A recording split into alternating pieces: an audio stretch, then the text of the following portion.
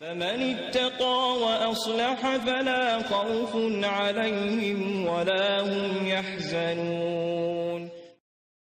I want to thank you all for coming, and I do apologize for being a little late. We got caught in traffic, wasn't expecting that. And hopefully people trickle in a little bit more.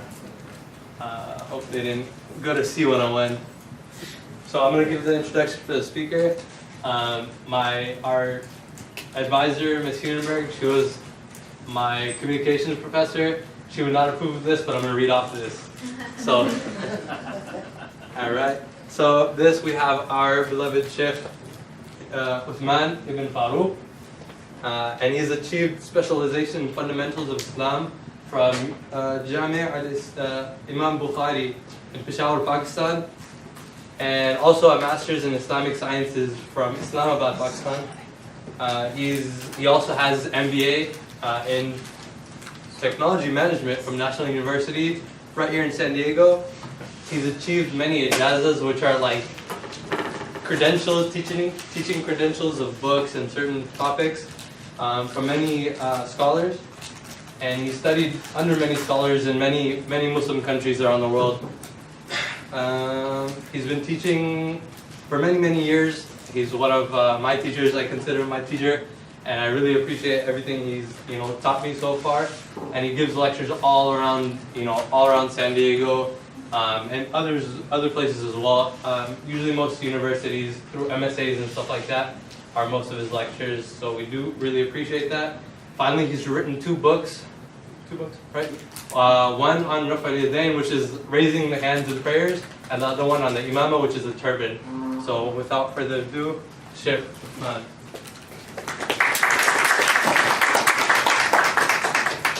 Hello, how you do? No, I'm just kidding. I don't talk like that. Set to break some stereotypes, getting going. So one thing he forgot is that I'm actually an alumni of Mesa College. Actually, I think I've taken your class, but I'm not going to read from a prompt like him. I learned something. So, I went to Mesa College, yes, great time. They didn't have these nice new buildings at the time. I think the cafeteria used to be right there, but not anymore, but it is nice.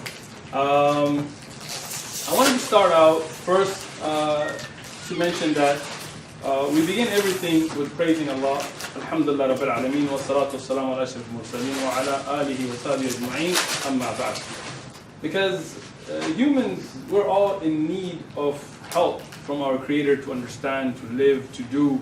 Otherwise, many people, they make an attempt, they attempt something, but to get it to be accomplished is with the divine help. So we hope that Allah guides all of us to build bridges tonight. We're not here to try to push any views down anybody's throat, but to open up communication. So when we have question answer, I'm going to ask you questions first.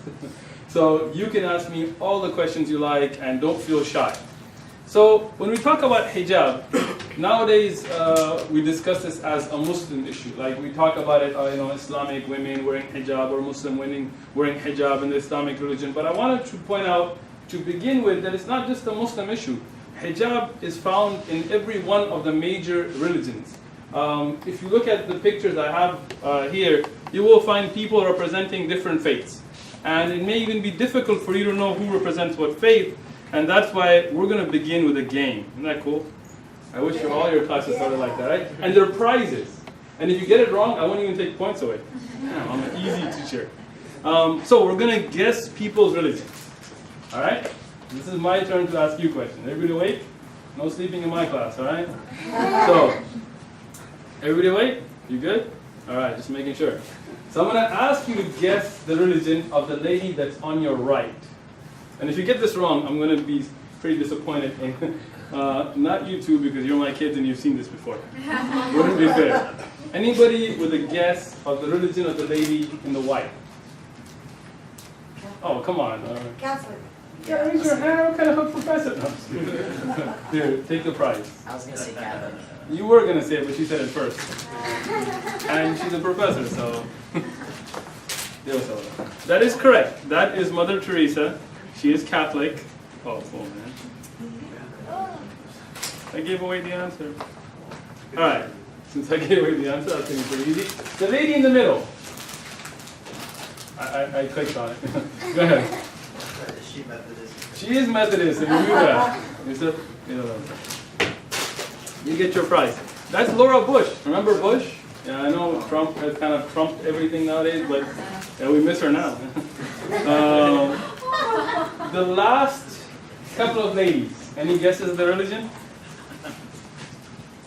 Muslim? Man, you're good. It gets harder, trust me, all right? They are Muslim. All right, now, let's start with the lady on your right as well. Told you it gets harder. Guess I was going to give you away everything? Come on. That was like a pop quiz. Now we're getting to the midterm. They didn't even get to the final yet, so. All right. Anybody? Go ahead. Muslim? No. She's actually Jewish. And just so you know, I cite my sources, yes. I've written thesis, so that is the Jewish Daily Forward newspaper, 2008. And that is a part of one of the I guess you could say, subdivisions of the Jewish faith that does cover including the face. All right, the lady in the middle. And just because you got it wrong doesn't mean you shouldn't try, all right? You can keep trying. Anybody? Oh, come on. This is the midterm. We didn't even get to the final yet. Go ahead, guess. I told you I won't take anything away for guessing.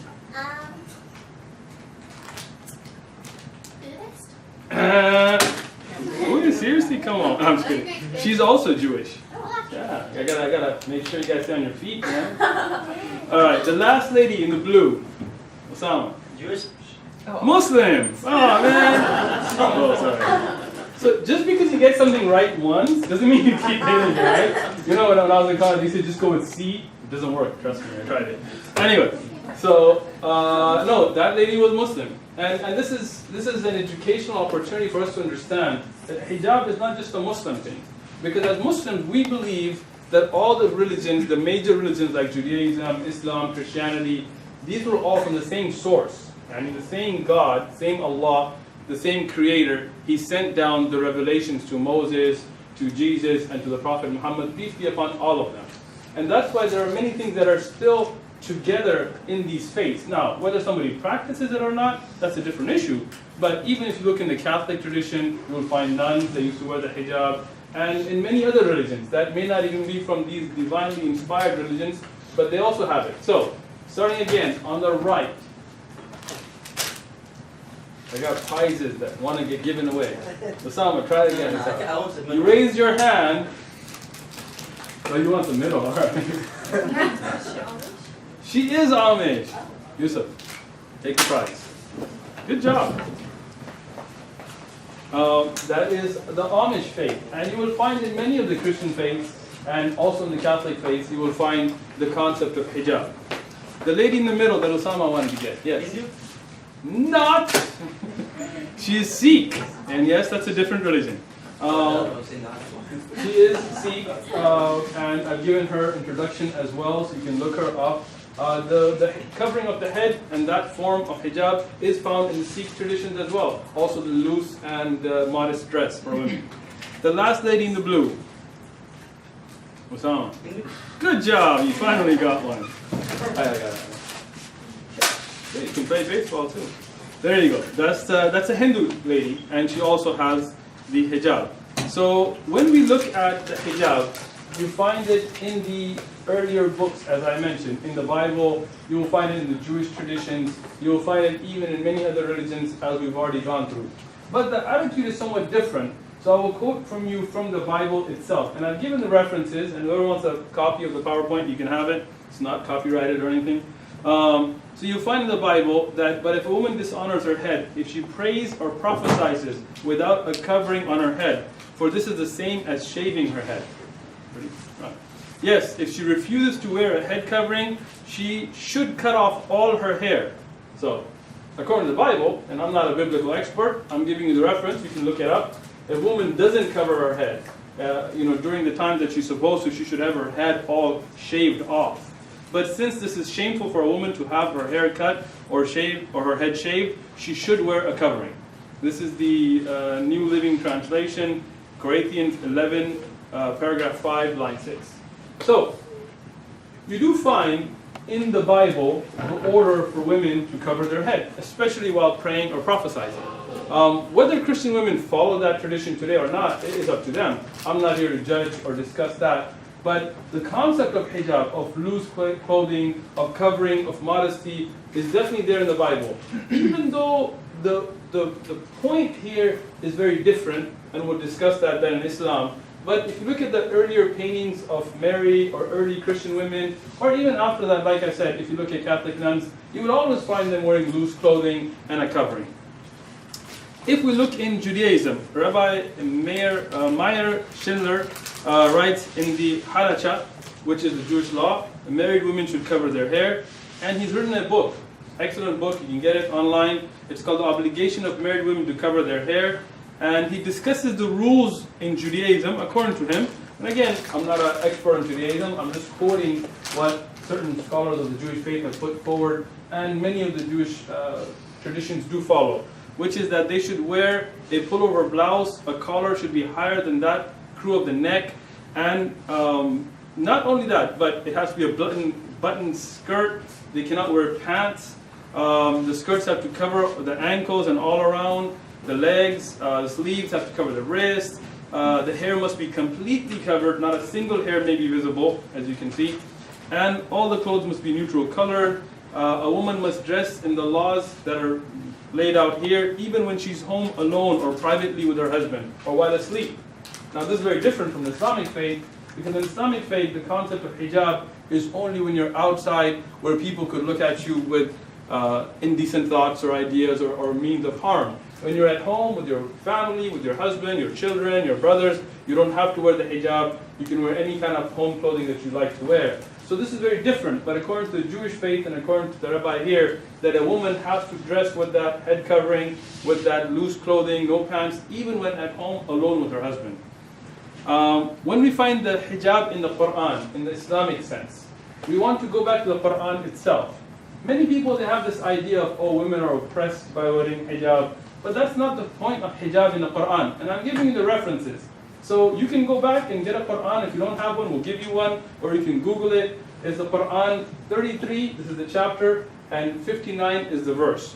Where Allah subhanahu wa ta'ala, He orders that it is better for the woman to cover. And why? Not just for the women, but the wives of the prophets, their daughters, and the women of the believers, I mean those that are Muslims, so that they be known as honorable women, and they not be annoyed, they're not molested, they're not harmed.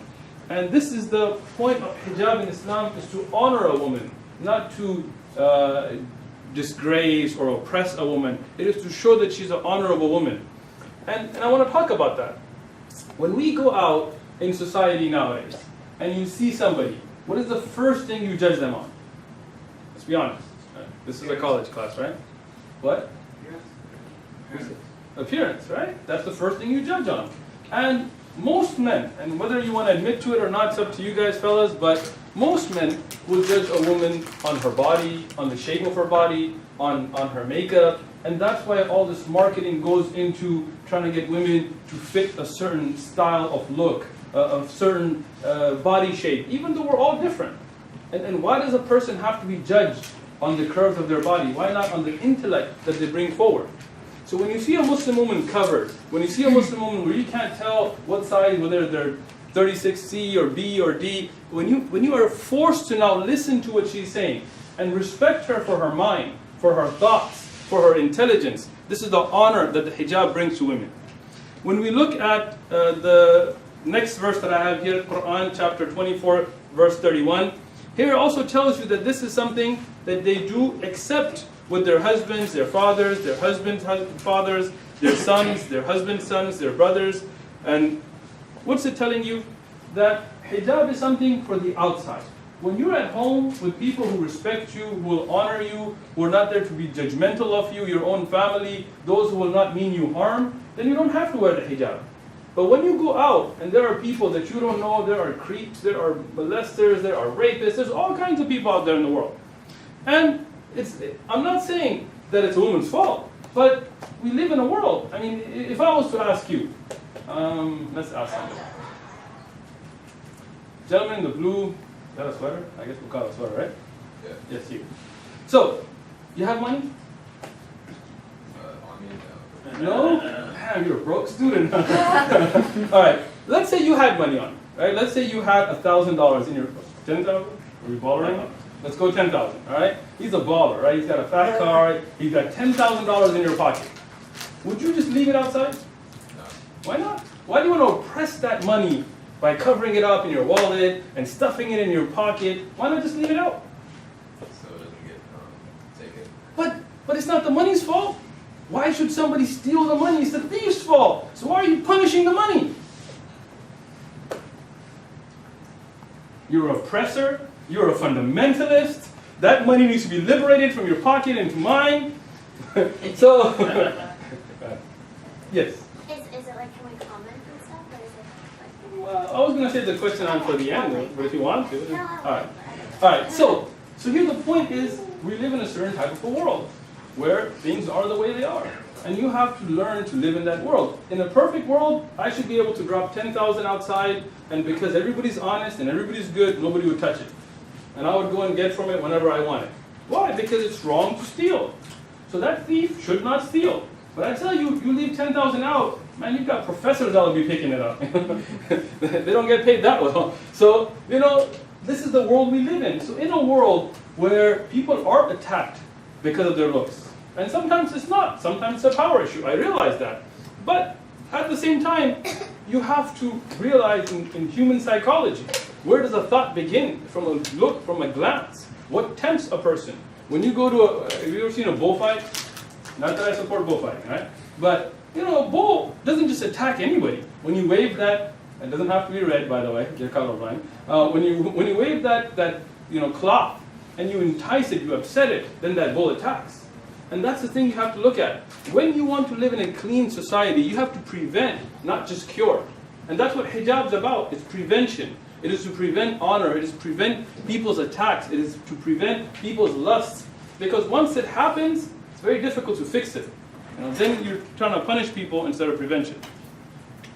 Now, I do want to point out, as I said, all the earlier faiths, they do have the concept of hijab, but there are differences. And I want to point out some of the differences. When we look in the Bible, in the later verses, you find that for this reason, that the angels are watching. A woman should wear a covering on her head to show she is under authority. So in the Bible, the covering on the head is to show authority. And in Islam, that's not true.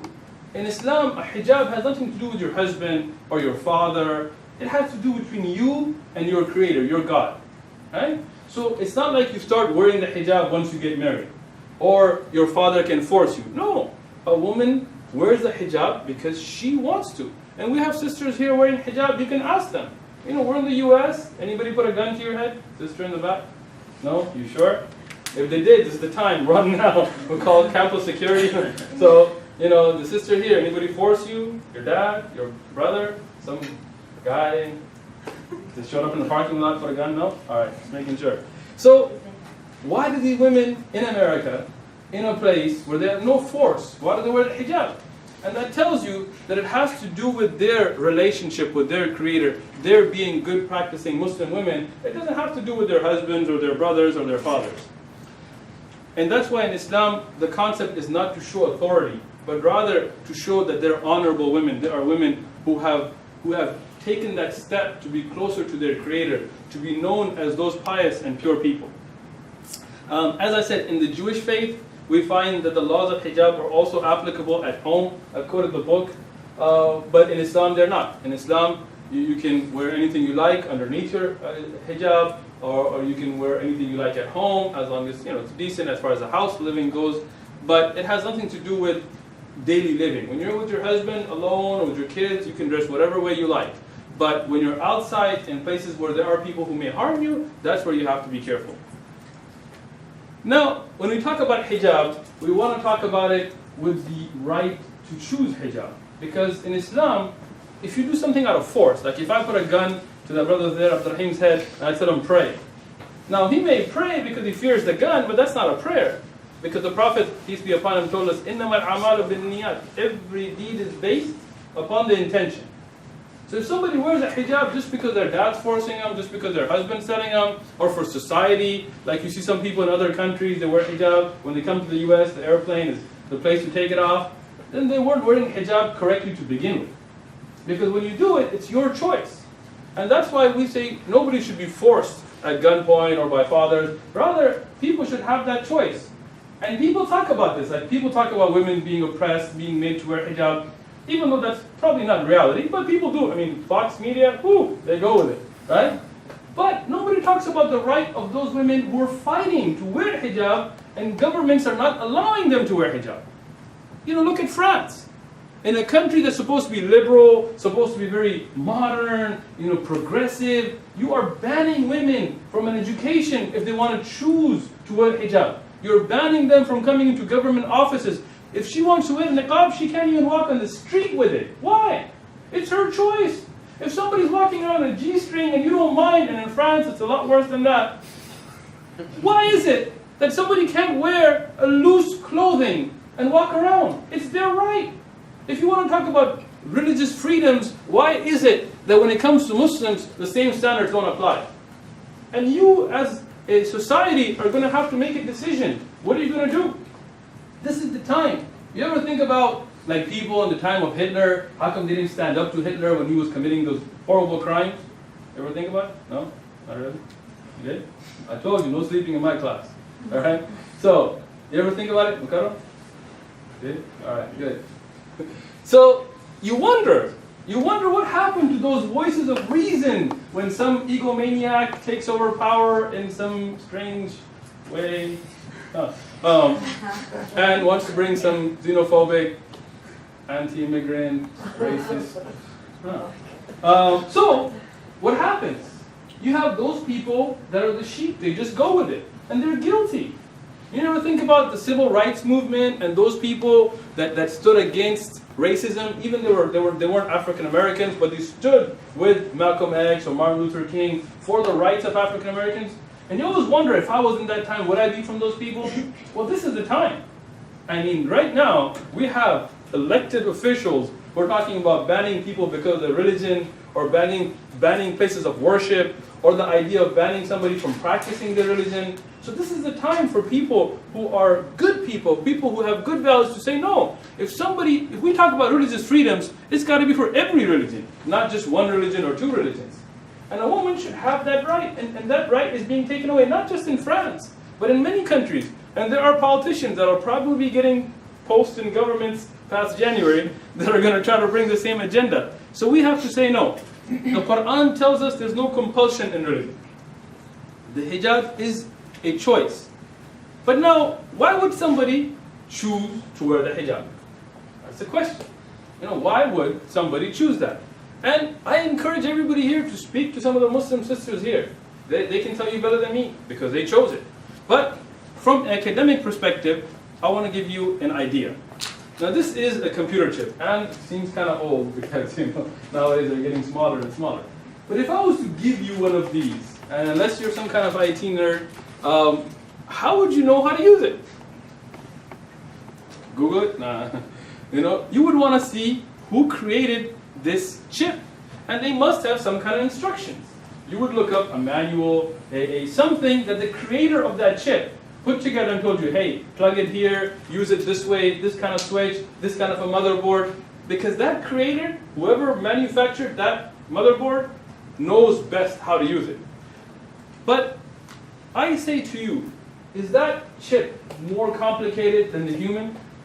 You know how many trillions of cells you have in your body? According to my science teacher when I was here, 100 trillion with a T. 100 trillion cells, and each one having a nucleus, each one running like an independent country with its own defenses, with its own regeneration, expiration time. It's an amazing thing. And you have 100 trillion of them. Imagine those same cells that become your skin are the same cells that become your heart, that become your ears. How do they know?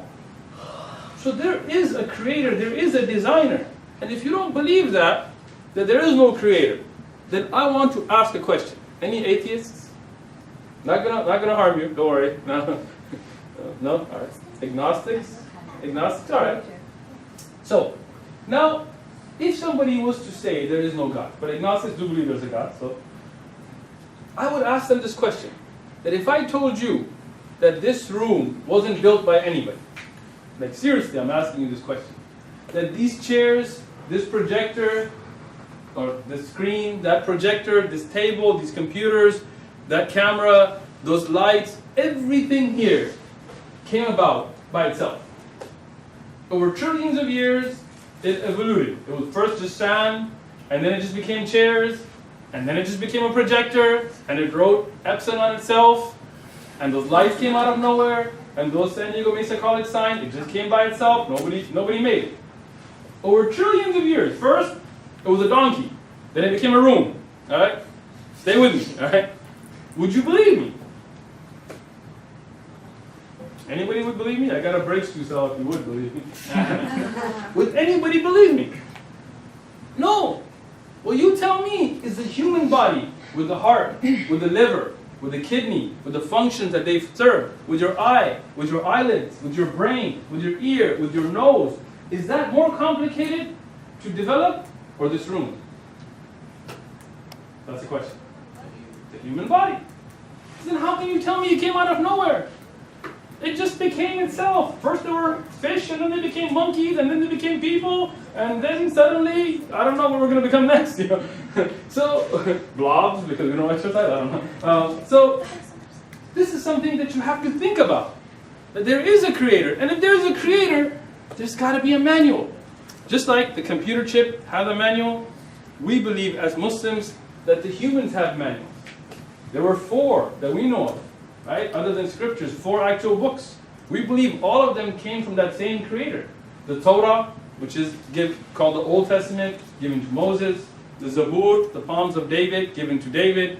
The Injil, which is called the Bible, given to the Prophet Jesus, peace be upon all of them. And the final Testament, which is the Qur'an, given to the Prophet Muhammad, peace be upon him. And if your creator gives you a manual, then he knows best how to use it. And that's why if you look at all the religions, they all tell you, don't worship idols. Ever heard of the 10 Commandments? You have? Or you haven't? You have? You good? No sleeping, right? In the back? You good? You're taking notes? That's good. Yeah. So, ever heard of the 10 Commandments? You have? What's the first commandment? All those Sunday church and all that, you forgot already. Don't worship graven idols. Don't worship idols. That's the first commandment. And what do you see when you walk into most churches now? Huge statues, idols, crosses, saints, depending if you're Catholic or Protestant, but you see those idols. I've been through Mexico, I've been in South America, and they got idols of people they don't even know who it is. This is a saint. Who is it? I forgot, man. You know. But he was a really holy guy. Like I believe he was, I guess. So this is the thing. All those religions have that same idea, because they were all from the same creator. Now, we as Muslims believe that some of those texts have been tampered. And I mean, this is more a fact than a theory, because, you know, we can challenge anybody to find us a Bible today. They can carbon date to the time of Jesus. Ever seen an Aramaic Bible? I haven't even seen one. You look at Bible, it says King James Version. Well, who's King James? And why did he make his own version? You can Google King James. You know, probably know about him because you're a professor. You know, he was called the Queen of England. And you can guess why. He was quite friendly with animals, and I don't want to talk about how. And he made your version of the Bible that you read today. You open it up, it says King James Version. Look up who King James was. And who was he? What was he known for? Historically, don't listen to any Muslims on it. Go look up Christian sources and look up his history. And tell me, why did he edit the Bible? Muslims, we have one Qur'an. And you can Google this. They have found papers for Surah Taha, which is a chapter in the Qur'an, that are carbon dated to the lifetime of the Prophet. Actually, by scientists, not Muslims. And they tell you that every letter is the same as the Qur'an that we have, the Surah Taha we have today. We have the original Qur'ans that were compiled during the time of the companion of man.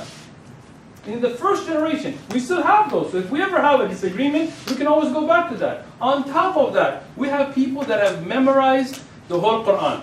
I got one in the back. Hamza. Sorry. He has memorized the whole Qur'an, cover to cover, back to back.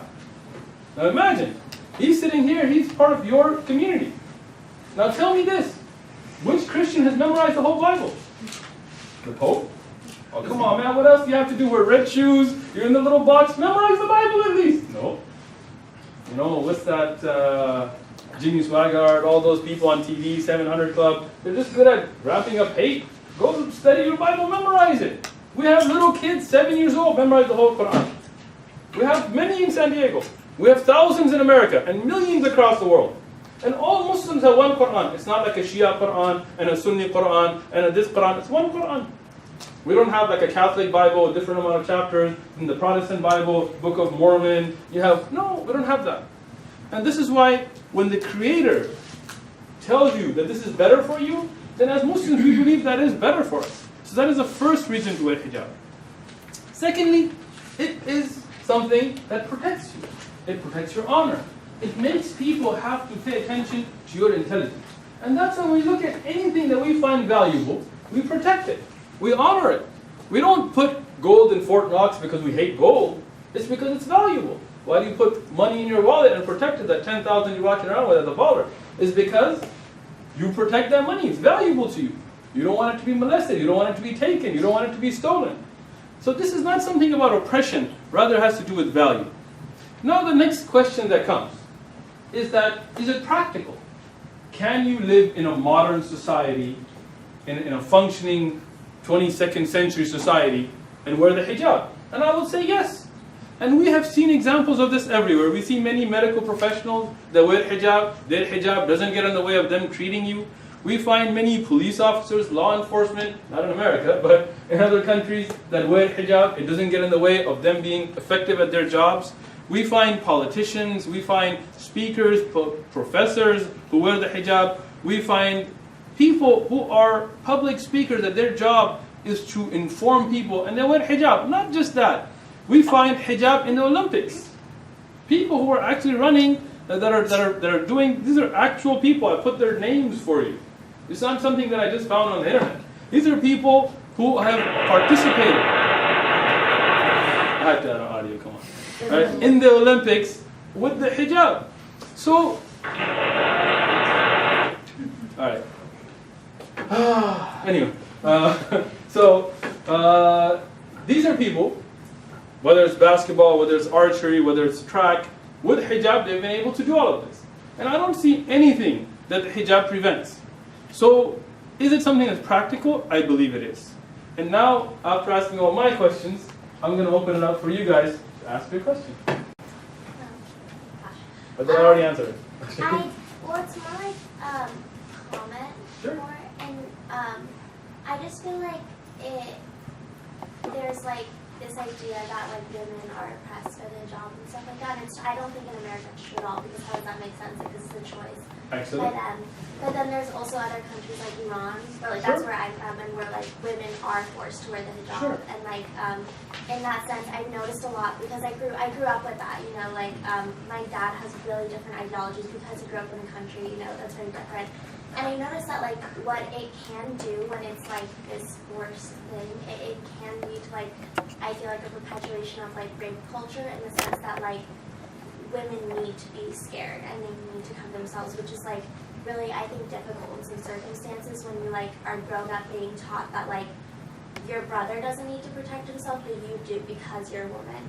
And I feel like that's a difficult aspect of it, because like in the sense of that like women are put down for a hijab, that's ridiculous. You know, women should have the absolute right to wear a hijab, and like that's something that we should fight for. But I also think that there is an aspect, like just because I grew up with it, and I just was putting that out there. So there's a couple of things. Yeah. One thing is, we always have to differentiate between Islam and what may be practiced in a particular country. Totally. Like in Iran, where you're from, they have what's called muta. It's a temporary marriage.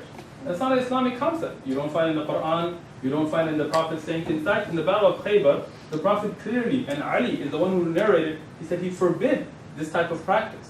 So what goes on in Iran doesn't really represent Islam. No, absolutely not. And that's to your point. That's why I thought it was so funny that you said if it's forced, it doesn't work. I was like, that's the whole country is forced, so how and not just that. I mean, if you look at countries like Iran, there's a lot of double standards.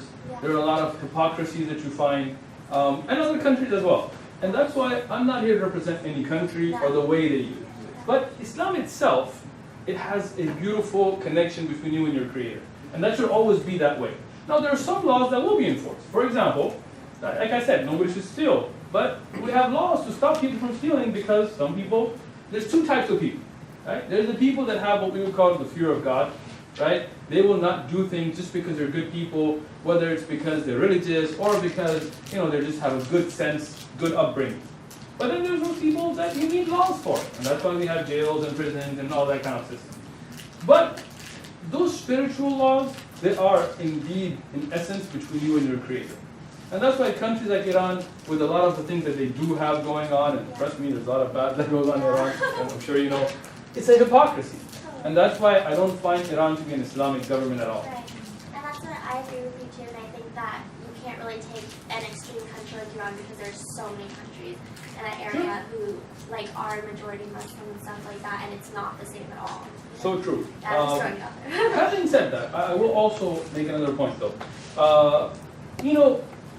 Like I said, in an ideal world, what does the Qur'an tell us? It tells us protect your eyes, don't look at what you're not supposed to look at, don't lust at what you're not supposed to lust at, protect everybody, and that would be wonderful.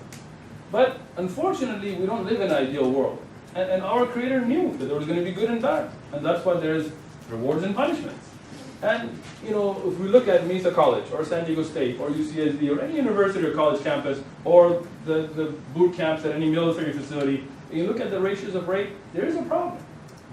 We can deny it. We can say, no, a woman should not have to do anything different from a man. But how many women get raped and how many men get raped? Right?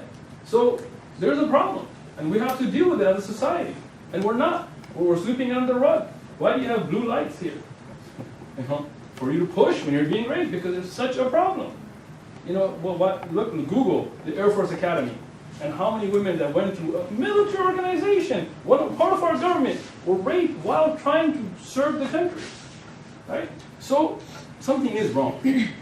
I would love to say that men and women should defend themselves or act exactly the same, but that's just not reality. So we have to deal with that aspect as well. So if I was myself going to go take a walk right now at night, I'd probably be less afraid than if I was going to have my wife or my daughter go out, just because that's how animal instinct has been set up. And that's why we have to protect against that. And I would say that's one of the parts of humanity that we have to mitigate. There's greed, there's lust, there's this idea of if nobody's watching I can get away with it. These are things you have to mitigate, because if you don't address it, then the problem doesn't go away. So go ahead. Quick question, which is, it's going off of that point. Do you feel that there's different interpretations of the Quran? Sure. When we talk about interpretations or different ideas, there's always going to be, no doubt. But when you look at a text, if you really want to follow that text as it is, it's pretty clear how to do it. So we have 14.5 centuries of scholarly work. And out of 14.5 centuries, we've had a consensus of scholars that the hijab is obligatory for women. Whether the hijab allows the face and hands to be shown or to be covered, there is some disagreement among scholars. But the basics of hijab have been agreed upon. Now, today there is the idea of let's rewrite religion. Let's make a movement to change it. And, people have the right to do whatever they want, but we feel that Islam is fine the way it is. We don't need to reinterpret the Quran. We just need to follow it correctly. And when we look at ideologies like ISIS, or if you look at some of the terrorist extremist groups, they misuse Islamic ideology. And that's why the major scholars of the Muslim world have refuted them. Just like you would say, for example, to bring it kind of closer to home, anybody heard of Hitler? All right, glad you have. Bert? All right. Little mustache? Yeah. All right, good. So Hitler claimed to be a Christian, right? If you don't believe me, Google Hitler Bible quotes in speeches. We got the Google now. He quoted the Bible in his speeches. What was the sign of the German army? The iron what? Cross. Good job. The iron cross. It wasn't a crescent. So would we say that his understanding of Christianity is correct? No. What about the KKK? Have you heard of the KKK? I'm glad you have, because Trump hasn't. So, KKK is an organization, in case some of you haven't, like Trump, even though you got endorsed by him, that burns something in your yard. Do you know what it is? It's a cross. They have Bible studies. They have churches. And even though personally, I think they're as far as you can get from the teachings of Jesus, peace be upon him. But they claim that's their understanding of Christianity. If you study history, and many of you history majors, good luck getting a job. So, if you study history, you will find that there was a time when the Christian authorities, including the Pope, wrote verdicts saying it's okay to sell black people. Why? Because they said God created man in his image. And that image was a white man with blue eyes and long blonde hair. I don't know how that happened in Palestine, but anyway. So that's the image of God. Christmas trees? Seriously? Bethlehem? So, Santa Claus? So, when you see God as a white man, then they said anybody who's not that is not a human, because they're not created in the image of God. So you can buy and sell them like animals, and that's why you had the slave trade. Do we think those are authentic understandings of Christianity? No. Although somebody could hold that view. So in Islam, we have the majority Muslim ummah. Right? Those that come together, that have consensus, that have 14.5 centuries of scholarly work. And then you have the offshoot groups like what happened in Iran, or like the Alawis, or the Nation of Islam, the bow tie, bean pies, all that kind of stuff. That's not Islam. You can't say white man is devil. There were white prophets. Every nation got a prophet. There were white companions of the prophet. Islam teaches you there is no differentiation between white and black. That's the saying of the prophet. So how can you say white man is the devil? I don't accept that as a credible difference of opinion. I say that's an error. So, do we have some disagreements? Yes, but in the majority, we got it pretty good. Just follow it now, and that's the problem. And why is that a problem? As you've studied history, you know, there was a thing called colonization, when the people in Europe decided to take over the world. I don't know why. Maybe they didn't like the weather in England, I don't know. But every Muslim country basically got conquered. You know, India, which is not a Muslim country, but a lot of Muslims there. If you look at Somalia, if you look at most of the Middle East, if you look at Libya, what happened there with the Germans. Indonesia. Everybody, basically, right? And what did they do? They walked in and they didn't say, we're going to develop your country, we're going to build you colleges. No, they shot the scholars. Umar Mukhtar, anybody not heard of him, Google him. They killed the Qur'an teachers. They killed those thinkers that would lead society. So what did you have? You had a vacuum. And when those colonial powers left, they left dictators in place to make sure that those vacuums stay. Until today, Western governments, whether it's the Russians supporting the Syrian massacre going on, or, you know, let's be honest, us helping some leaders who aren't the nicest of people to their own people. And let's not forget who sold Saddam those weapons, right? And we're still using the Muslim world for oil, for resources, and nobody wants to see a powerful Middle East, right? Nobody wants to see a Middle Eastern Union. So when you make that kind of vacuum, then you get people like ISIS. Like, I ask you a question. Before the invasion of Iraq, right? Anybody think that far back? Right? WMDs, remember what that was? Nah, nobody cares anymore, right? Short attention span. So, before the invasion of Iraq, was there anything called ISIS? No. Before the invasion of Iraq, was there any Al-Qaeda in Iraq?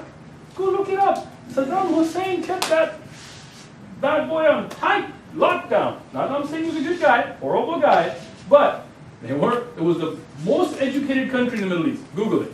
Highest rate of literacy. Women's lib. They had a foreign minister that was Christian. Tariq Aziz, their foreign minister, was Christian. You don't believe me? Go to Oklahoma, talk to the Chaldean community. When was their life better, under Saddam or after the war? So that tells you that, look, when you walk into countries and you mess up what they have, and you leave that vacuum, what do they say, the cows come home or roosters come home, something like that. Anyway. So, questions? Anything. Don't feel shy. I won't cut off your head. Seriously, I won't. That's just TV stuff. Go ahead. So what's the difference between the hijab and the what? Burqa. Burqa. Excellent. So, these words, if we look at hijab, technically from hajaba in Arabic, meaning to conceal or to have like a barrier between. Then there's what's called jilbab. And jilbab from jalabihinna in the Qur'an, to cover up a big cloth that covers. Burqa is a recent word that mostly is used in Afghanistan, Pakistan, in these areas. You don't really hear it in Arab countries. And they all could kind of refer to the same thing, but nowadays, hijab is usually referring to what was technically called the khimar, which is a cloth on the head, and then the burqa is more the full body one, and the abaya is like, that's the niqab, when the eyes are showing. Yeah. But in Islamic terminology, the idea of hijab is a full covering that hides that which is your zina in Arabic, yani, what is a beautification for you. Right? So whatever is tempting to a people, you protect that from sight. That's the idea of hijab. Whether you call it a burqa or a abaya or a jilbab, it's up to you. Whether you call it a hat or a kufi, whatever. Anybody else? Yes? Can you clarify that your imama? Mine? That's what I was going to ask. Just because I got style? What? This is not an imama. This is called a shimag or a ghutra. And this is what you find a lot in the Middle East. It's a traditional wearing, but what I'm wearing underneath my cool jacket is what's called a thobe. You know, it's bigger. I hope I don't have any technical difficulties here. So this is also loose clothing. Men also have their own restrictions on clothing. I'm not going to call it hijab because that's a different concept, but the concept of male dress. I'm not going to come up here in Speedos or a marble bag because you do not want to see that. So hey, you don't have to agree with me that quick. Who was that? So the point is, men also have their concept of hijab. They have their concept of haya, their concept of dress. And the male dress, it should cover from the navel to the knee, and it should be modest, it should be loose, it shouldn't show the tight-fitting, the skinny jeans. Not doing it, not my thing. And most Muslim men will cover their head, whether it's with just a cap, or with the actual turban that is tied, or with a ghutra. And that's a part of the modest dress of a Muslim man as well. Am I good on your question, or Yeah. you good? All right. You want to know where you can buy one? Sure. Saudi. What else? Questions, please. I spent a lot of time over in the Middle East, and I was just wondering. Nice. Where at? Huh? Where at? Iraq, Oh, Kuwait, sorry. Saudi, I don't know. Cool. I spent some time there too, but not in Iraq. Never been to Iraq. You But don't know. yeah, I don't. Saudi, Emirates, Wasn't for a Kuwait. good reason, that's for sure. I just think. Anyways, when I was asking about the burqa, because I saw some with just the eyes, Sure. some with like a Little down the mouth was open, but there was a cross across the face. Yes, that's like the Bedouin style. That's more Call that the tradition. new age, newer, the younger generation. Right. So there's two basic opinions. One is that your face and hands can show, but everything should be covered. And the other is that the face is a focal point of beauty, so it should also be covered except what's needed to see and to do in your regular life. So those that take the opinion that they wear what's called a niqab, and you can see the eyes but nothing else. And those that take the other opinion, then the face and hands are showing. But the different styles are just tradition. Some people have it where it's black, some people go with white. If you look in the Middle East, black is pretty common. But if you go to like Indonesia, Malaysia, other colors are more common. That's usually more dictated by tradition. Like in Afghanistan, mostly you'll see the big blue ones, which you won't find in the Middle East.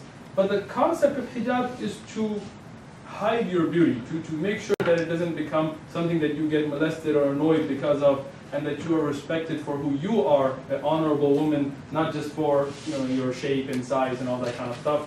So whether you wear a blue burqa or a black one, it's kind of more up to you.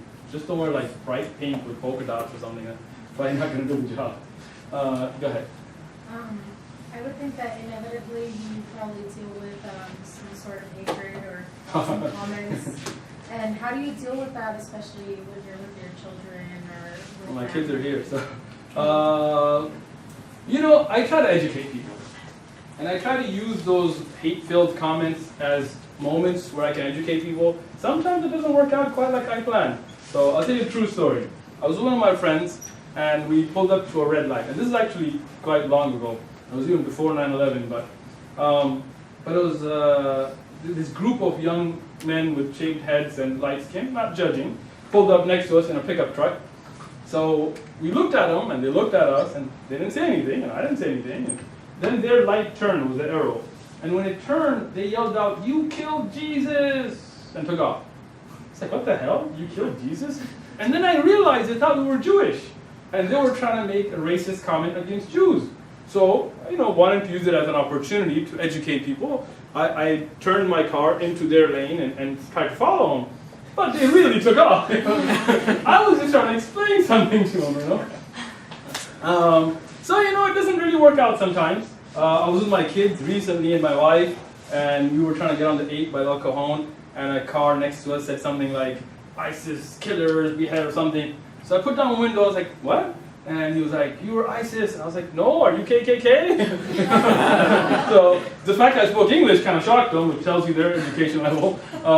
But then I told him, "Hey, pull over and we can talk. Like, I can explain to you, But he didn't really want to pull over. So even though I tried to get him to, try to cut him off and everything, but it didn't work. So, I'm not scared. I was raised in this country. I've been through a lot growing up. So, everybody goes through racism, When we were young kids, and don't tell anybody, even though this is being recorded, we would have, like us who were usually minorities, whether we were Mexican or African American or any other kind of minority, and we would have one white kid with us, all right? Don't try this at home, all right? So we would have him dress up really like preppy, like nice collared shirt, button down, and we would wear like big baggy pants and big baggy shirts and bandanas. We'd go into a store and just be really loud, and all that security and attention would be on us. And that guy would be stealing everything. But nobody looked at him because he didn't look the part. And that's where you have to be careful. I mean, if you ever see a guy dressed like me, looking like me, get on a plane, you are safe. Because if he was going to try anything, trust me, he wouldn't be trying it looking like this. If you look at any terrorists from the 9/11 hijackers or afterwards, you don't see them with big beards and turbans and thobes. No, they're going to want to blend. So those racist ideas, those kinds of stereotypical ideas, those kinds of stereotypes, they don't really do anybody any good. I try to use those opportunities to educate people, to build bridges, but sometimes when somebody's yelling something, they don't really want to talk to you, unfortunately. So, yeah, we deal with it, and what comes, we'll deal with it, especially in January. Go ahead. So I think it's absolutely great that you try and educate people.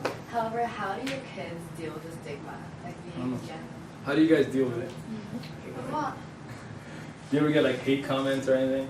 Not really? Yeah. All right. If you do, what are you going to do? I don't know. There you go. Yeah. You can't change who you are. You have to live with it. And you have to educate people and hope that we'll have a better tomorrow. I mean, the fact that we're here and you guys are here and there are professors here, that's a hopeful thought. Just because Trump won doesn't mean that America is Trump. We're still here, just letting you know, right? And we're still going to build a society where people have the right to practice their religion, and we're going to fight for it. I'm not going to be scared of it. I'm not going to be going anywhere. If Trump wants us to leave, let him leave. Let him go back to Austria or Germany or wherever he came from. This isn't his land. His dad doesn't own it. This isn't Trump Towers.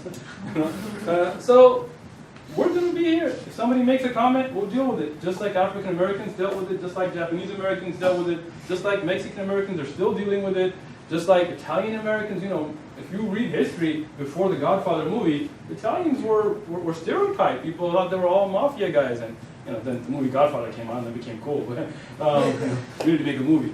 But we'll deal with it, inshallah, by the will of Allah, and hope that these kinds of gatherings and these kinds of meetings and these kinds of dialogue will build a better tomorrow for us. Go ahead. Do you ever find men wearing the female hijab and then vice versa? I know this transgender stuff's getting out of hand, but I've never run into a man wearing a hijab, but if I ever did, I'd probably sit down and be like, "Hey, bro, let's talk." I've never run into it, but there may be somebody somewhere. Would that be like an issue? It would be. I mean, in Islam, a man should dress like a man, a woman dresses like a woman, and that is what nature has developed over centuries. I don't even wear pink shirts. I'm not cool with it. I'm just curious to know how your religion thinks of homosexuals and transgenders. Good questions. So, as a religion, almost every religion, not just our religion. If you look at the biblical teachings or the teachings of the Torah or even Hindu traditions, homosexuality is forbidden. If some churches accept it today, that's their choice. I mean, everybody has the freedom to do what they like. But if you talk it from a biblical perspective, it's pretty hard to try to, change the verses that are there. As Muslims, we believe that you need to live by what you preach. Meaning, if I'm a Muslim, I need to live by what my religion teaches. If I don't like it, then I should leave it. But I'm not going to change it. So Islamically, the nature of man and woman and reproduction and the development of the species and production is through marriage of a man and woman. And that is what Muslims believe. Now, as a country, we have laws here that are passed, and we respect the laws. We live by the laws, so whatever that is. But as a religion, we condemn homosexuality. And transgender. And Q, I don't know what Q is for. L, B, G, Y, X, T, Q, L, S, Y, G. It's question. A queer or question. Or queer or question? Yeah, I mean, that's what. Which one is it? Either. It could be either. What does that mean? When I was growing up, queer was just a bad term to use for somebody you were trying to make fun of. I didn't know there was a difference, but yeah, queer is like you don't really identify as something. You're unsure. You're not sure yet. Yeah. So kind of experimenting. It's just like figuring yourself out. Yeah. Gotcha. Yeah, so I know there's like. You could just call that a college student. No. So. Undecided major. Anyway, I think you had a question about that. First of all, I want to give a comment that the presentation was really good. Thank you. To learn a lot. Second, You can like it on Facebook. No, I'm just kidding. I'm just curious if you keep your style, which I like, you keep it outside when you hang out? Yes, I'm stylish everywhere. Okay. I'm a vice president of a medical device company as a profession. So obviously at work, I'm usually in slacks and a shirt and maybe a suit if I'm, it's like a fancy meeting or interview.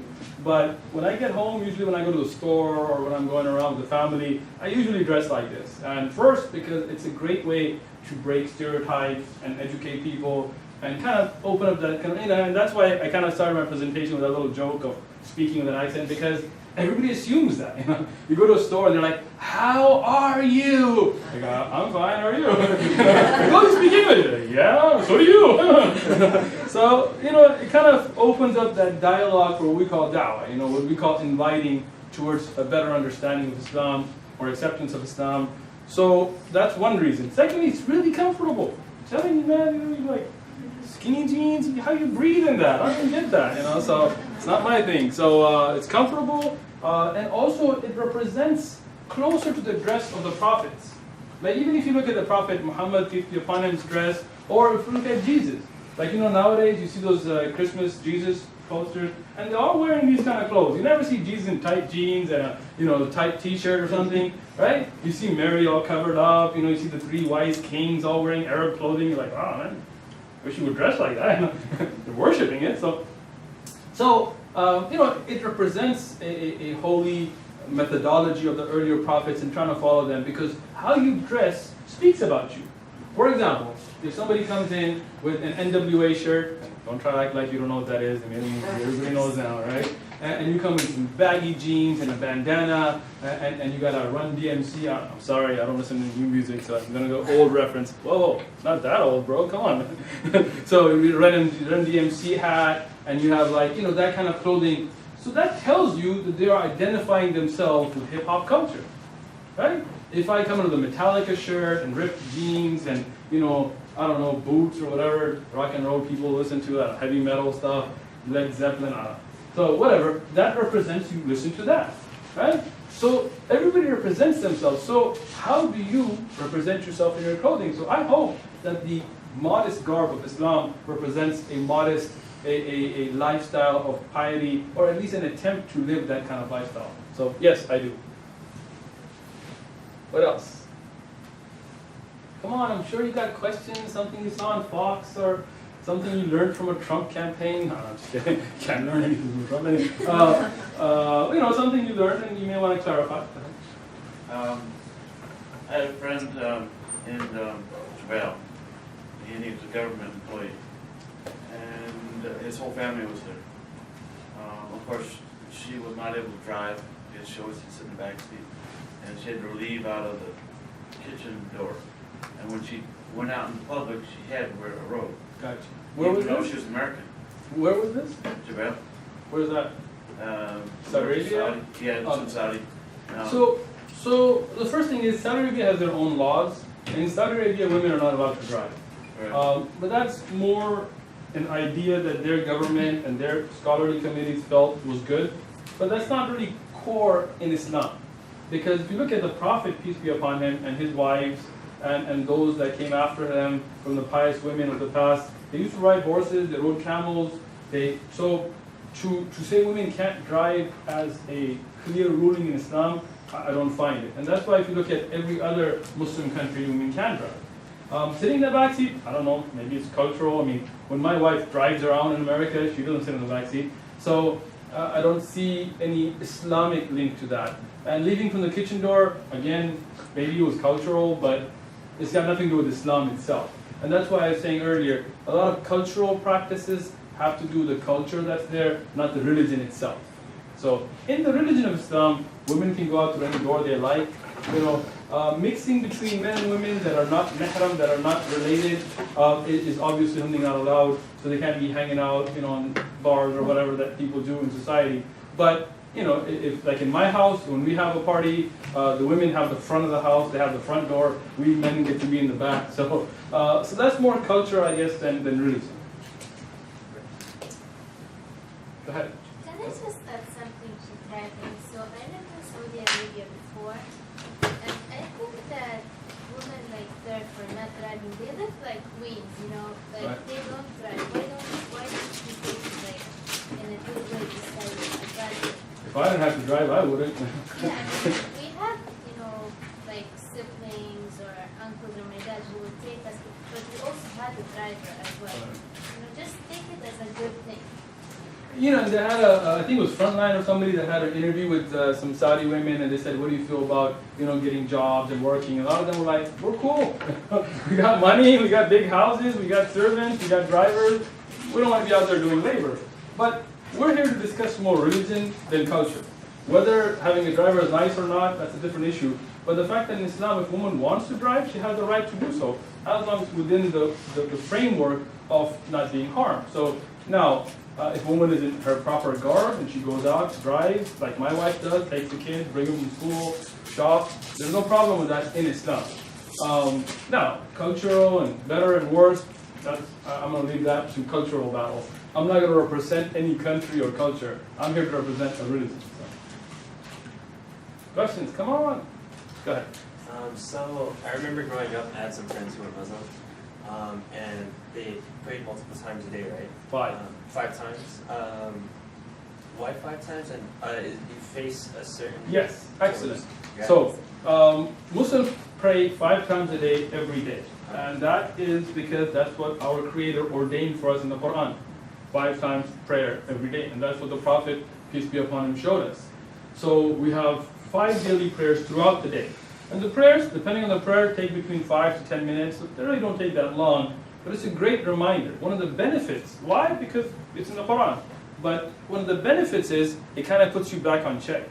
Kind of throughout your day, you kind of get tempted. Should I just cheat to this final? Or, should I, I'm sure you never got tempted, right? Or should I, lie at my work to get a raise? Or should I steal something? And then you pray and you realize, no, I can't do that. I'm a Muslim. I got to live by these laws. So it's a great reminder throughout the day. We face the Kaaba, which is, we call it the Qibla, and that is in current day Saudi Arabia. And that's not that we worship it, but to unite the Muslims in prayer. In the prayer, we go down, and if you're facing different directions, you're hitting heads. So you kind of unite everybody to one direction. But as Muslims, Islam is a strictly monotheistic religion. So we don't worship any house, any rock, any person. We don't worship the Prophet. We only worship Allah, the Creator of everybody and everything. But we face a direction to unite the whole Muslim world. Cool. More. Go ahead. I don't know too much about the religion, so I don't want to sound we're here for. disrespectful, but... Don't worry about it. You're not going to offend me. Is there also in the Quran, is there a commandments also? Like a version of that? And is it 10? Okay, so the 10 Commandments, if we take them, for example, thou shalt not steal, thou shalt not kill, you can find all of those in the Quran, but they're not listed like 10 like that. Rather, we find many, many, many rulings in the Quran. Not to eat pork, not to drink alcohol. Yeah, throughout. And that's why if you look at the Quran, there are rulings, there are lessons from the history of other people. There is the future, what's going to happen in judgment, in heaven and hell and all that kind of stuff. There is introduction to who is your creator, his what we call sifat and asma, his names and attributes. So all of that is in the Quran. And that's why it's a miraculous book. There are scientific miracles, you can Google that. There are entire books. There's an excellent book I recommend. It's by Dr. Maurice Bucaille. And he was a French atheist scientist. He started research to prove religions were wrong and how they couldn't fit with modern science. And he started with the Bible. And he presented his views to a standing ovation and applause to the French atheist scientific community. The name of that book? It's called the Bible, the Quran, and Science. Dr. Maurice Bucaille. You can get a PDF online, you can order it, I'm sure you have it in the library. So then he went to the Quran, and he found that the Quran had so many scientific facts that there is no way that a man who was unlettered, illiterate, in a desert 1400 years ago could have known those facts. It's impossible. So he himself became a Muslim, and he wrote this book. And it's quite a while ago. I mean, this is a historic. Many other scientists have become Muslim, but you can look that up. There's also other lectures you can look up on this issue. So the Quran has many things. It's not just rulings. It's not just the stories of the people of the past. Scientific facts, miracles, other things that what are the Romans and Persian and who would win, prophecies that came true later. Linguistic richness. If you look at every language, you cannot track its rulings back to one final authority. Like if I was to ask you, is it potato or potato? I don't know. If you're in England, it's potato, tomato. If you're here, it's potato. If you're in Texas, it's y'all. If it's here, it's different. So English, it's a dynamic language. You can't really take it back and say Shakespeare, that's pure English, and everything before it is nothing, and everything after it. But Arabic is all tracked back to the Quran. Even when non-Muslims teach Arabic, they go back to the Quran for the final saying on nahu and sarf and balagha and all these things. So the Quran is preserved like that. And that's another miracle, is the richness of the language of the Quran. And that's why we as Muslims don't believe in changing the Quran at all. No updates, no revised versions, nothing. Is there like a certain people or something trying to change that?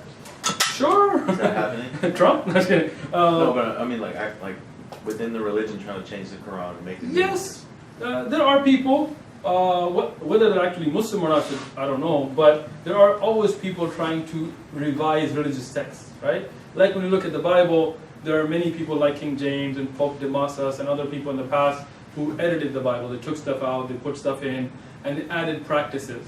And that's why Martin Luther and his rebellion against the Catholic Church, because he felt many of the practices in Christianity were no longer the teachings of Jesus.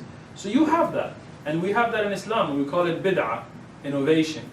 People want to innovate in the religion. They want to take things out. They want to say, oh, there's no such thing as hijab in Islam. Yes, there is. Read the Quran, or whatever else concept they want to take out. But we as Muslims believe in sticking to our original text the way it is, and we believe it's such an enlightened text that it can work in any time, in any place, in any era, in any country. There's nothing about being Muslim that doesn't allow me to function as an American. Did you say that from different countries there's different there are interpretations of it? Like I have a friend who I've known since 7th grade. He's a really good friend of mine. Cool. His name's Wujia, and he's Bosnian. Nice. So would there be a difference in the way that he... So there are cultural practices, and then there's the religion. And the religion is the same everywhere. But cultural practices may vary. Like Bosnians have different types of food than maybe people from Afghanistan, or people from Chechnya, or people from Africa. Even though they're all Muslims, they may have different types of clothing. They may have different methods of family life. Maybe some people are very close-knit, and some people are kind of more spread apart. But the religion stays the same. And why? Because the Quran is that one Quran. We don't have two. So whether you're in Bosnia, or in Somalia, or in China, you have that one Quran. So when you want to go back to the rulings, you can go back to the Quran. And you only have one prophet. You don't have like the Catholic idea that Mary is divine and Protestants saying it's not. In Islam, we have one prophet, and he was not a god. He was a prophet. He was a human being.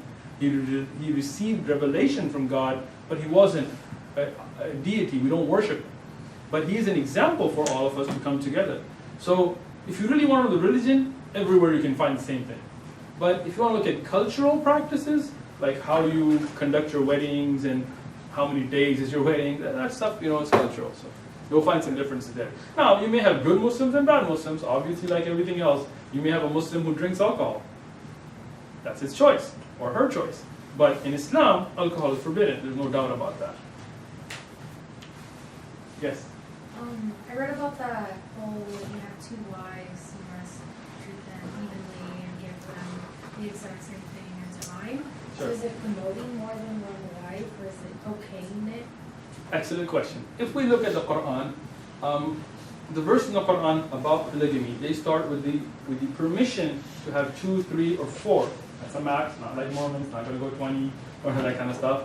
But then God or Allah tells you that it's best for you to stay to one, because you will not be able to be fair between them. So if there is no need, then one man, one wife, great. Adam, Eve kind of a setup, right? But Islam is a very practical religion. It's a religion that, as I said, is applicable in all times, in all places, till the day of judgment. So that means there has to be room for certain societies and certain places where polygamy will be needed. For example, in Iraq nowadays, you have a big problem because many men are dead. They have these battles in Fallujah, and mostly who die is the men. And many of the women are left without anybody who can really provide or protect. And those are lawless societies now. When the Marines went into Fallujah and whatever happened, there was no police force left intact. There was no army left intact. So when they left, what happened to people? They were left without protection. So in that type of a setup, if your wife tells you, hey, you know what, my neighbor, her husband's dead, she's got kids, nobody's going to protect her, you know what, let's bring her in. And we know that when you live in close quarters and that kind of conditions, instead of having things happen secretly and then having problems, just go ahead and marry her. And if that happens in that situation, you have to have that flexibility. But regularly, I don't know if any of you guys are married, I don't know why you'd want to have two wives. It's hard enough to keep one wife and kids and happy and all that kind of stuff. I already lost a lot of my hair, I don't want to go bald yet. So, this is regularly, it doesn't really happen. In the Muslim world, if you look at, in most Muslim countries, you won't find it as a norm. But there are times. Sometimes a woman is unable to have a child, and she wants her husband to take another wife so they can have children. And if they want to do that, they have that right. And it's something amazing to me in America, that if you want to marry a guy, and you're a guy, that's okay. And if you marry a woman and you're a woman, that's okay. And if you want to dress up like whatever and use the opposite gender's bathroom, it's your right. But if 2 women want to marry 1 man, what's the problem? I mean, if you have the right to choose, how come you don't have the right to choose there? People are marrying dogs in other countries and places, and they find that acceptable. But, here we have the stigma. As long as everybody's open and honest and okay with it, go for it. What's the reasoning behind the separation of men and women in a mosque? Excellent question. So when you're in a mosque, you are there for worship. You are there to build that connection, that devotion with your Creator. You are not there to flex. And what happens, and it's natural, psychology, when you have young people of opposite genders that are, not quite committed yet apparently, and they're looking, is that they start to try to impress the other gender. And they start to be focused on that natural attraction, and they don't focus on the religion. And that's why there's that separation. Like the mosque that I usually attend, and Muslims, we can go to any mosque, and we don't have this my mosque and your mosque stuff. The women have actually the better. They have a bigger area, they have a better entrance, they're on top, we're on bottom. So it's not about better or worse. It really has to do with focusing. Otherwise people will be praying, you're like, oh, I'm going to be praying today, you don't want to do that. Like, don't flex, don't try to show off. Worry about that relationship you have with your Creator. And that's not just a Muslim thing. I've been to Palestine, which is currently called Israel, and Jerusalem, and I've seen the Wailing Wall, where people of the Jewish faith, they go and they worship, and it's separate. Men and women are separate there. And if you look in many of the Catholic or the Vatican and earlier sources, you will find the same thing. For them to be able to focus on worship and not be distracted by trying to attract the opposite gender. What else? This is great. We're getting a lot of questions. You can take 3 if you like. For Islam, does it roughly translate to love? That's a pretty. I read that. Islam comes from a word called aslama, which has its root word from a word called salama, which would mean peace.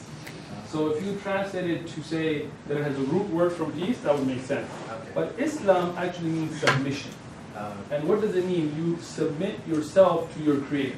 So maybe somebody wants to go get drunk and drive home 80 miles an hour, but because their Creator tells them in the Quran that you can't, you submit yourself and you're like, you know what, I'm going to stick to the Pepsi tonight, or juice, or organic, whatever, right?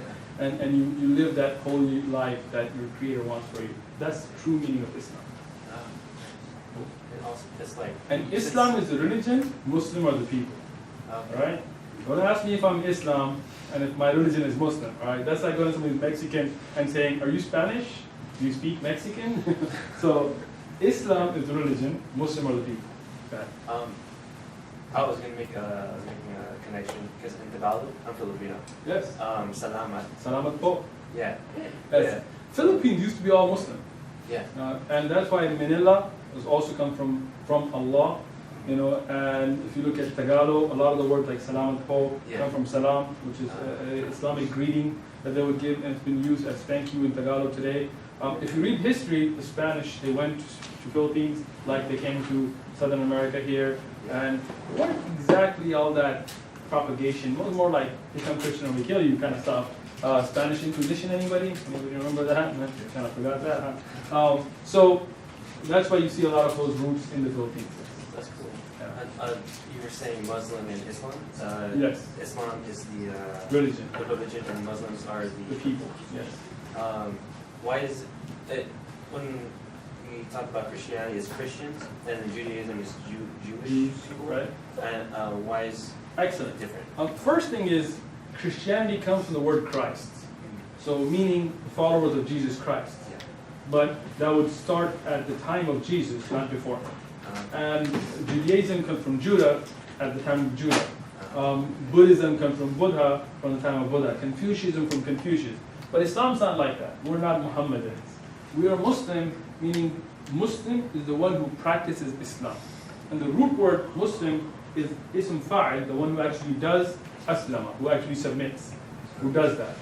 And that's why Muslims believe that we're on the same religion as Abraham and Moses and Jesus. We're all bringing it together. You know, have you guys seen like people sometimes want to burn Qur'ans, or they want to make cartoons of the Prophet or burn images? You see that in Western countries. But you've never ever seen a Muslim burn a picture of Jesus or disrespect the Prophet Jesus or Moses or Abraham, because we believe in the Qur'an that we have to believe in all of them equally. Meaning, if you don't believe in Jesus, you can't be a Muslim. If you don't believe in Moses, you can't be a Muslim. That is a core belief, to respect, love all of them, all of the prophets. And that's why we never disrespect any of them. Now, is Jesus God? No. We believe he was a prophet, like Moses, like Abraham, like the Prophet Muhammad. Peace be upon all of them. I'm here. If you got questions, I got time. Going once? Going twice? Go ahead. Got me just in time. Yes. We as Muslims, we follow Moses, Jesus, and all that. So, with the keeping of the Sabbath, can you please explain that and why Muslims we don't? Excellent. So, when we look at the core beliefs of Islam, they are the same core beliefs that were taught by the prophets, Jesus, or by Moses, or by Abraham, or everybody else. You know, to believe in one God, to worship that God, not to worship idols, not to worship, monkeys and cows or whatever else, and to have, a prayer, to have fasting. But the exact concepts, like do you fast 40 days or 30 days? Do you fast on Yom Kippur or whatever? These things are different. The Jews were given the holy day of being Saturday, and that's why they kept the Sabbath. And the Christians were given Sunday, and that's why you have Sunday church. And the Muslims were given Friday, and that's why we have the Friday congregation, the Friday prayers. So that is what our nation, our ummah has been given, and that's what we follow. Anybody else? Going once. Go ahead. I've always wondered, each time we got a chance to go out of town, at least primarily in Bahrain, several times they were going through Ramadan. Right. Can you explain what Excellent. that actually is? Sure. Ramadan is the month-long, lunar month-long fasting that every Muslim who is able-bodied can. If you're not able, diabetics, travelers, you don't have to. But if you're able, then from sunrise to sunset, you don't eat, you don't drink, you don't engage in marital relations. You have that fasting to cleanse yourself. And there are many benefits to it. Why do we do it? Because in the Quran. But benefits, there are many. First, it's a cleanser. It cleans your body. Many doctors recommend fasting nowadays to clean the body, to lose weight, to do all that kind of stuff. We get it from our religious practice. Secondly, it reminds you of hunger. You know, when you talk about world hunger, when you talk about countries that are hungry and you're throwing away every plate, you know, your cafeteria here, if you go in the end of the day and look at what they throw away, go to a hometown buffet, go to a sizzler, and see what we throw in the trash. And the fact that we have farmers in America that farm to throw their crops in the water, and they're subsidized by our government just to keep prices up. And then it realized that we don't realize what hunger is. And when you go hungry for a day, and trust me, at the end of the day, you are hungry, and you love food, and then you realize that I have this luxury that at the end of the day, I'm going to get together with my family or my friends or neighbors or the community, and we're going to eat a lot. But there are people who don't have food and they don't get to eat. Then you realize that charity, that trying to help, is your responsibility. And that's why the most charity given is in Ramadan. In Ramadan, food goes out to every country around the world from Muslims. It fuels Muslims, it fuels non-Muslims. I mean, we realize what people go through. And that's why it's a great reminder as well. It's a very spiritual thing because it's not just about not eating. It's also about getting rid of your other bad habits. You don't just give up one thing like they do in Lent. You give up everything bad. So many times, maybe somebody has a problem with cursing or some other ill, but in Ramadan, many people I know, they quit smoking in Ramadan because they didn't smoke in the daytime. They're like, if I can stay away from it all day and a whole month, then I'm just going to kick it. So a lot of other benefits as well, but that's Ramadan. Go ahead. Could you please explain to me the splitting of the moon? Was it a literal event or was it a metaphoric? Excellent. Maybe it's a little detail for other people, but I'll try to do it in a concise manner. According to Islamic tradition, there was a time when the Prophet Muhammad, peace be upon him, was asked by many of the people to show a miracle. And like Jesus had his miracles and Moses had his miracles, splitting of the ocean, the Prophet Muhammad, one of his miracles was that he pointed at the moon and it split in two and then it came back together. And obviously we believe in this was a miraculous splitting. It wasn't like something down in the middle or like an eclipse or something. It was actual splitting. And not only in Islamic tradition, but as we discussed in the series we're doing on the life of the Prophet, peace be upon him, there are Hindu traditions, there are other traditions from that time period that also documented this. So we believe that it was literal, and it was miraculous, and it was to show the people that he was a true prophet. And we don't just believe this from Islamic traditions, we have references from other historic people of the time who had no way of communicating with Arabia, like southern India, that also recorded this event. We have a series we do every Saturday on the life of the Prophet. I know you're there sometimes, and you can watch a lot of those videos online, and we go over all of these from the authentic sources. Okay.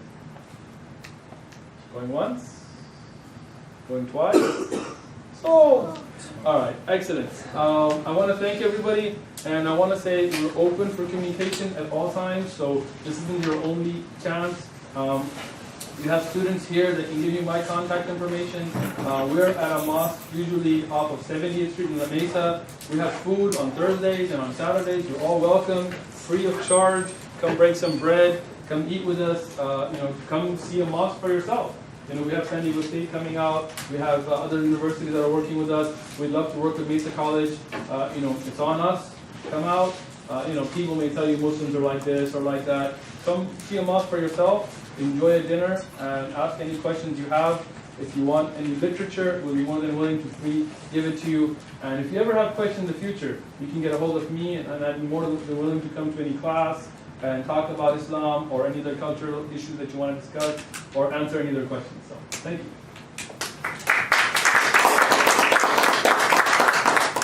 We want to, thank the speaker for coming out and answering questions and giving us,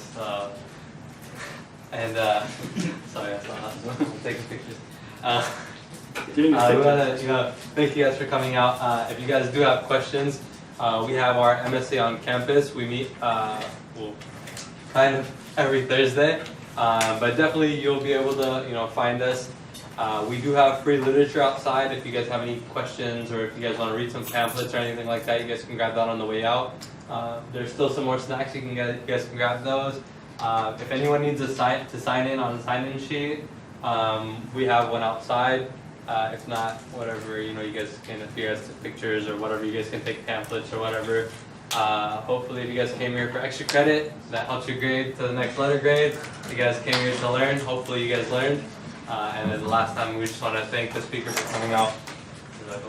ومن أحسن قولا ممن دعا إلى الله وعمل صالحا